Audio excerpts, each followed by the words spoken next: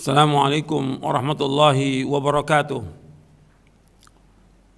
Alhamdulillah nahmaduhu wa nasta'inuhu wa nastaghfiruh wa na'udzu billahi min shururi anfusina wa min sayyiati a'malina. Man yahdihillahu fala mudilla lahu wa man yudlil fala hadiya lahu. Asyhadu an la ilaha illallah wahdahu la syarika lahu wa asyhadu anna Muhammadan abduhu wa rasuluh. Allahumma salli wa sallim wa barik ala nabiyina Muhammadin wa ala alihi wa sahbihi ajma'in. Kepada kaum muslimin yang mudah-mudahan dirahmati oleh Allah Ta'ala, ada beberapa pertanyaan yang masuk yang berkaitan dengan masalah sholat. Yang pertama berkaitan dengan sholat berjamaah di masjid. Sebagian tidak sholat berjamaah ya karena takut. Yang kedua yaitu berkaitan dengan saf renggang. Yang ketiga tentang masalah pakai masker ketika sholat. Saya jawab dengan pertolongan Allah Ta'ala berkaitan dengan takut. Seorang beriman itu dia tidak boleh takut, dia harus berani.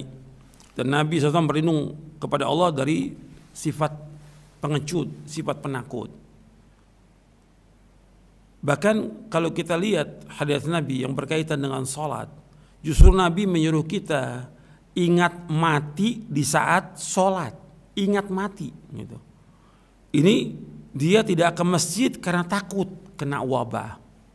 Kalau orang beriman gak takut, gak takut. Allah pasti akan lindungi orang-orang beriman. Itu yakin. Kan kita berusaha dengan maksimal, cuci tangan, wudu dengan bersih, masjidnya kita bersihkan segala macam. Mestinya orang beriman gak takut, orang beriman.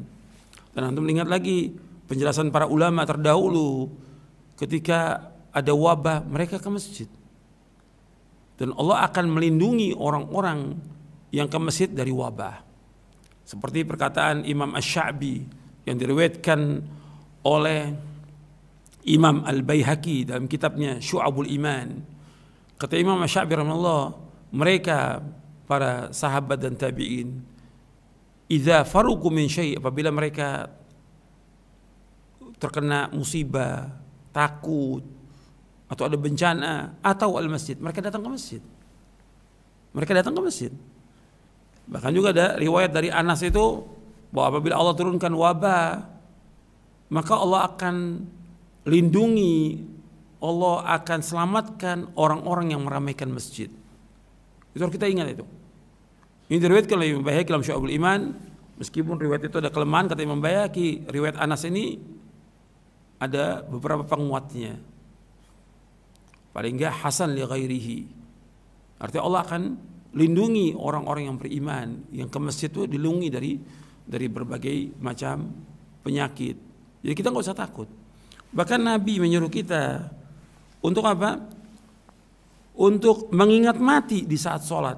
Nabi bersabda dari Anas radhiyallahu an, Rasulullah bersabda, "Uzkur al-mauta fi salatika, fa inna ar-rajula idza dzakara al-mauta fi salat la hariyun an yuhsina salatahu wa shalli salata rajulin la yadhunnu annahu yusalli salatan ghairaha." Nabi bersabda SAW, ingatlah kematian di dalam sholatmu. Ingat mati di saat sholat. Karena jika seorang mengingat kematian dalam sholatnya, ia akan melakukan sholatnya dengan baik.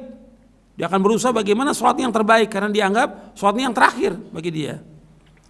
Sholatnya seperti seorang yang dia tidak menyangka bahwa dia akan bisa melakukan sholat lagi.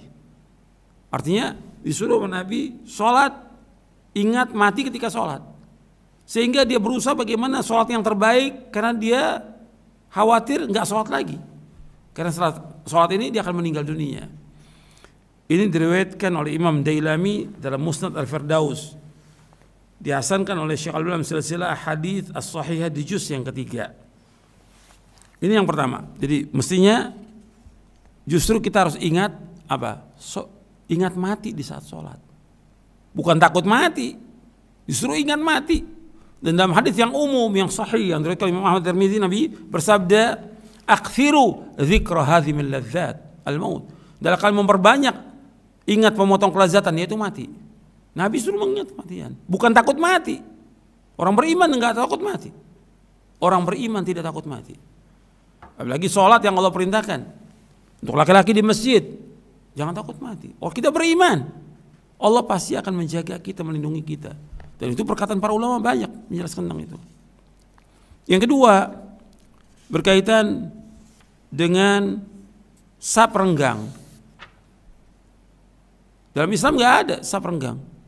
Hadis Nabi banyak, ada beberapa hadis yang menyuruh kita sholat itu sapnya harus rapat, nggak boleh renggang sap itu, nggak boleh.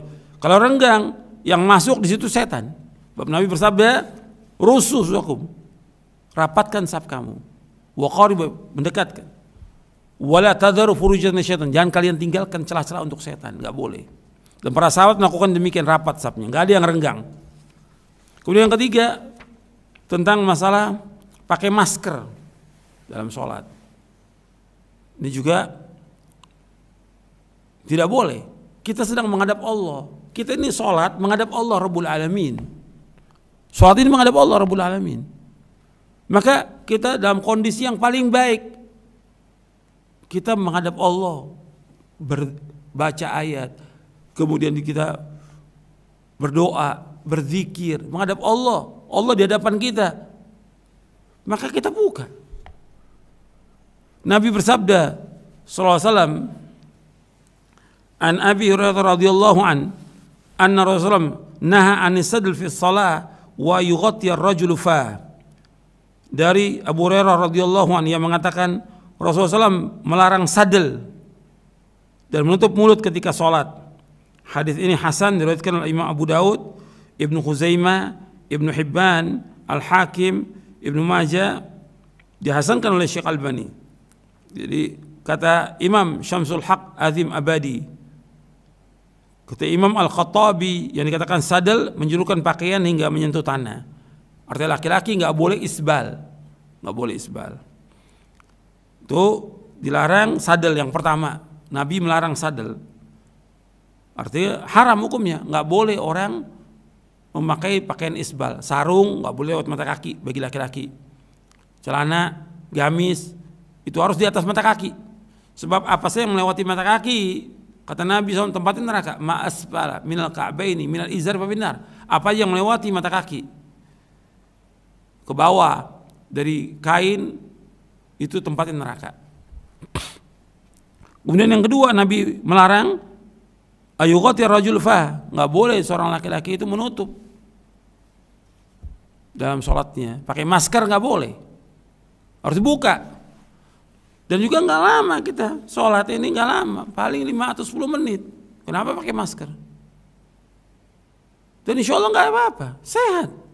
Nanti keluar dari masjid kita mau jalan lagi, ya pakai masker nggak ada masalah. Tapi sholat buka. Atau umpamanya sebelum sholat dia pakai masker, waktu sholat dia harus buka. Setelah selesai sholat dia mau pakai masker boleh. Tapi waktu sholat dia harus buka. Ini hadis hasan, diriwayatkan oleh Imam Abu Daud dan yang lainnya. Jadi ikhwan fillah, azakumullah, ini yang seperti ini kita ikuti dalil.